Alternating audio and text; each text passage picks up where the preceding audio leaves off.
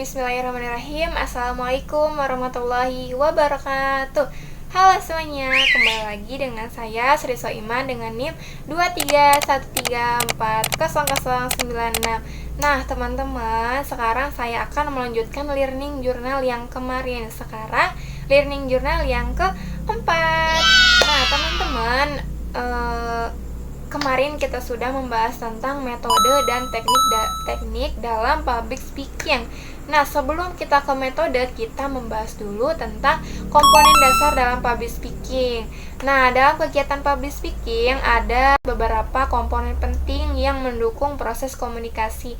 Yang pertama ada komunikator, yaitu orang yang menyampaikan pesan atau pembicara. Tugasnya adalah menyampaikan pesan, informasi, atau ide kepada orang lain. Nah, yang kedua ada komunikan atau audiens, yaitu orang yang menerima pesan dari pembicara.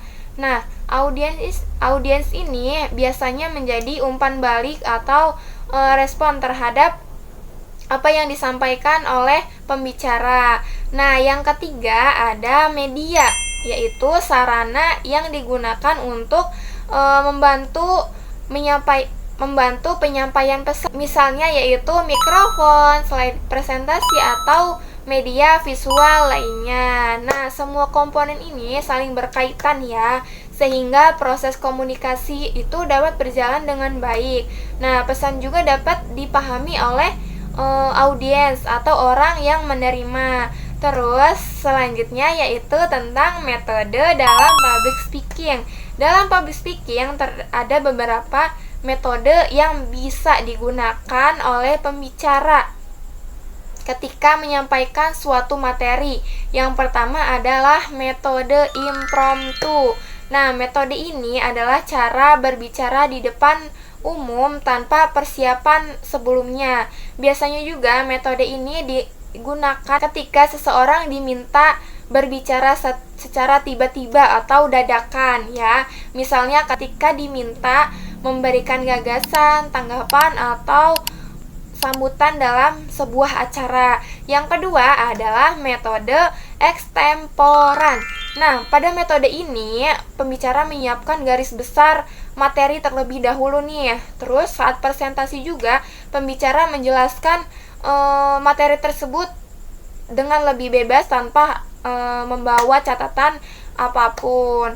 Terus yang ketiga ada metode manuskrip atau naskah. Nah, metode ini biasanya dilakukan dengan membaca naskah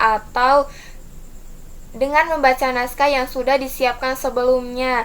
Biasanya metode ini tuh digunakan dalam acara resmi atau formal agar tidak terjadi kesalahan ya teman-teman. Terus yang keempat ada metode memoriter atau hafalan.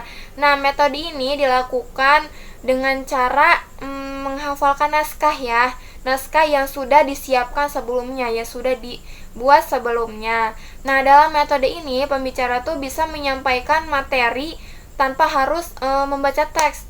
Nah, contohnya itu adalah pidato, teman-teman, dan lain sebagainya. Terus yang selanjutnya yaitu ada teknik dasar dalam public speaking. Nah, selain metode juga ada beberapa teknik yang bisa digunakan dalam public speaking ya teman-teman. Yang pertama adalah teknik verbal.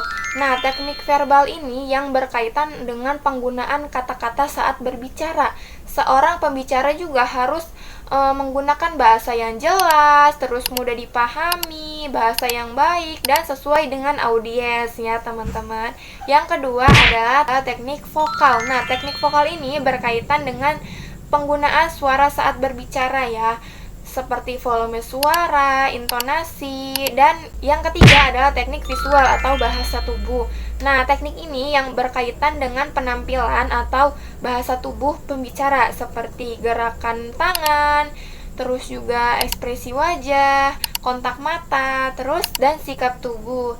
Nah, bahasa tubuh yang baik itu dapat membuat pembicara menjadi percaya diri ya, teman-teman. Nah, dengan memahami metode dan teknik dasar dalam public speaking serta terus berlatih, kita juga dapat menjadi pembicara yang lebih percaya diri dan efektif ya dalam menyampaikan ide maupun informasi. Mungkin itu saja yang dapat saya sampaikan, kurang lebihnya mohon maaf. Terima kasih atas perhatian teman-teman. Wassalamualaikum warahmatullahi wabarakatuh. Bye bye.